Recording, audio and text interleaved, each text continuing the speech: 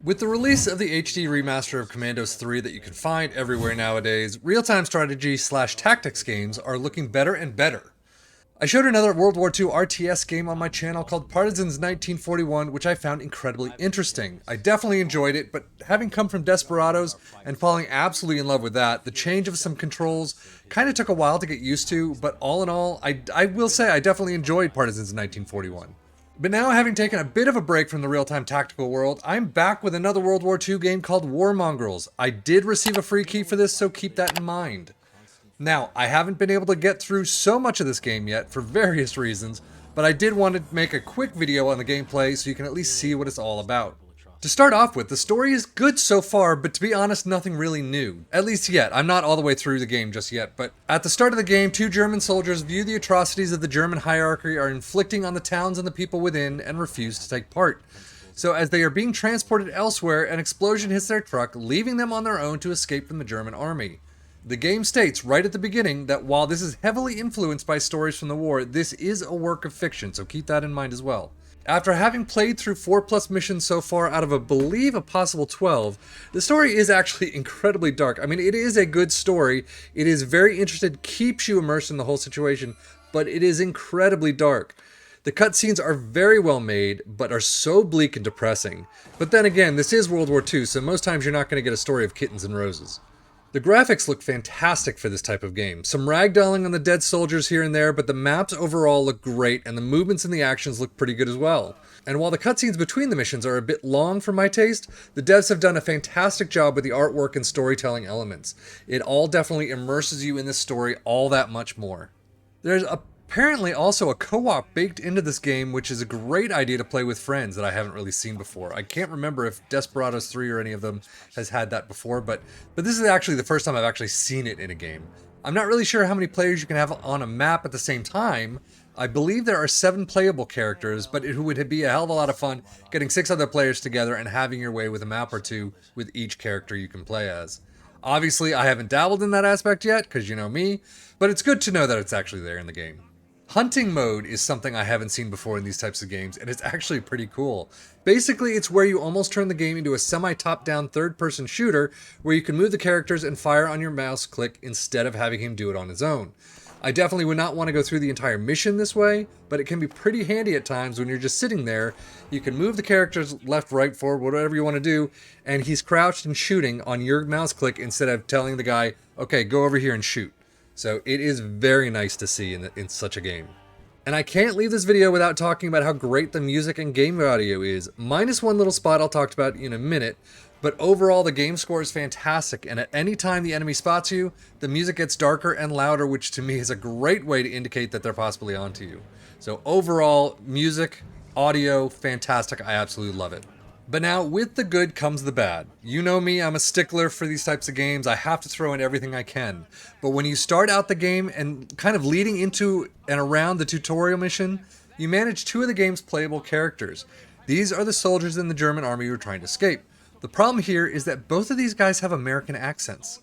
Now, while in general that can be confusing, I can somewhat understand, maybe a little, as some voice actors with accents can be hard to understand from time to time, or voice actors may cost too much if this is a small dev team putting this game together.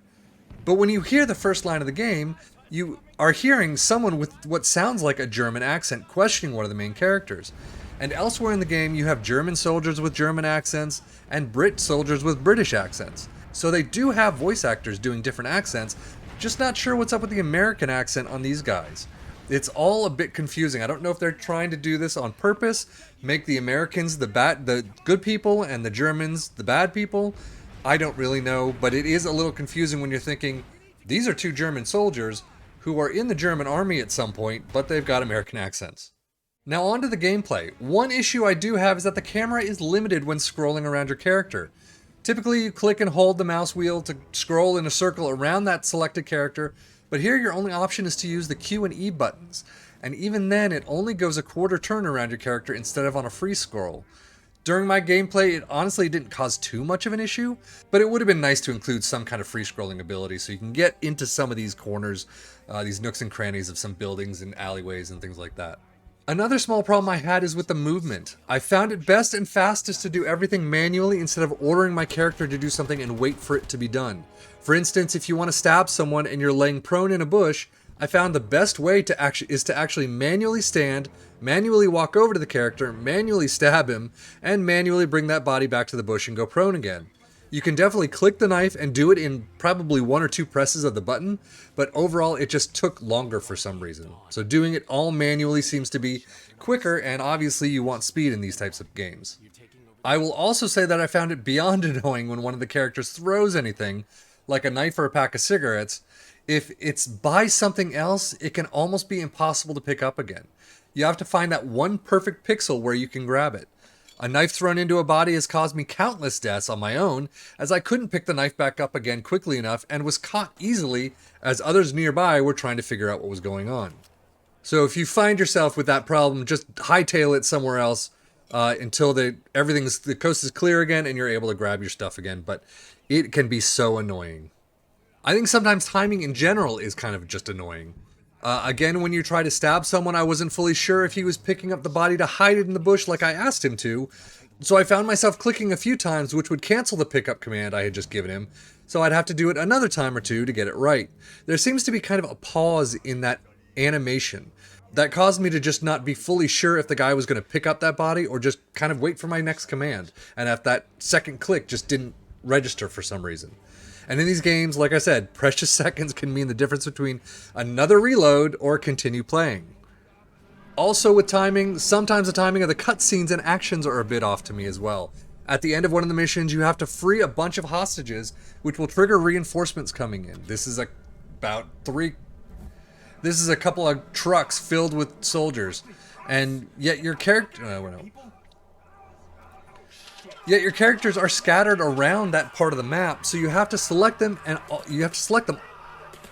So yet your characters are scattered around that part of the map, so you have to select them all and book it as fast as you can into the woods immediately as you come out of the cutscene. If you wait just a second or two, you could easily find yourself mowed down by one of these 40 new soldiers in your area. And finally, onto some other minor gameplay issues. In the 4th mission, you need to lead someone through a prison as a prisoner, cleaning up a few messes here and there. You're given a mop, you gotta go clean up some messes, and that's the first part of the mission. As I'm holding onto a mop going to a mess to clean it up as ordered, a lieutenant or whatever he is sees me and he starts yelling at me and then shoots me for no reason whatsoever that I can at least understand. At least it's not explained in any game that you're not supposed to go beyond this point. So obviously you have to do it in a certain order, but the game never tells you that, nor is there really, like I said, any explanation as to why you're told to clean messes, but are shot down when attempting to do so. But if you look on Steam, the game unfortunately has a bunch of mixed reviews at the time of recording. To be honest, for a while, I was inclined to agree with many of their issues. Most of the complaints seem to be centered around bugs and game crashes. Now, while I haven't really noticed many bugs, game crashes had been the majority of the reason why I'm still only on the 5th mission after, I'm gonna say, 15 or so hours of gameplay. Plus, I mean, it takes me a while to get through a mission anyway, but during the 2nd mission alone, I probably experienced at least 5 or 6 game crashes, and then one catastrophic PC crash.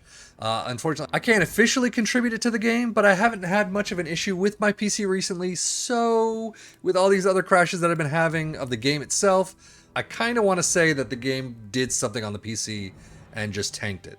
Now, the game has had an update recently, and I haven't had a crash since. But up till that point, it was crashing far too often and it was virtually unplayable. But hopefully with this update, the bug fixes are done, or at least many are. The game remains crash-free for me. I've gone 3 missions or 2.5 missions without a game crash so far, so hopefully it'll remain crash-free from here on out. Now, if you know me and you know my videos, you know I'm very critical and like to nitpick the games I play to death, as you can tell from this review alone. That doesn't mean it's bad at all, though. To be honest, while this game has a lot of issues and drives me crazy at times, these types of games often do, I do find myself opening it up from time to time again to play the next level. So only take my criticisms so far. There are a couple of annoyances, but I can get past them. And now that the game crashes are completely done with, as far as I can tell, this game is a heck of a lot more playable, and I'm absolutely enjoying it. But all in all, while this game looks like it could be a fantastic game, and especially if you love these types of commando-style games, The crash has made it unplayable. Hopefully that's done with. I'm hoping updates keep coming to this game and everything. My only last nitpicky thing is on Steam it shows $45 for this game. I honestly think they should probably do a little bit more or lessen the price to maybe 20 at the time until they can fix everything out and then raise it as much as they can, $45, whatever. It's not a game that I would probably pay $45 right now, but having got a free key for it, I absolutely really love it and will definitely play the heck out of it from here on out. But I do know the devs are hard at work fixing the game and making it the best they can. So it may be worth $45 sometime in the future. I just don't think it's just yet. But that is it for me and War Mongrels. I do enjoy this game. I do suggest it. If you can find it on sale, I think it's a fantastic pickup. And hopefully, like I've been saying, will only get better from here on out. I would love to see some other missions come after the 12th mission. Of course, I need to get there and see what the final story piece is. So we will see what happens. But anyway, I am sefian.FM. And as always, thank you so much for watching. Take care and enjoy.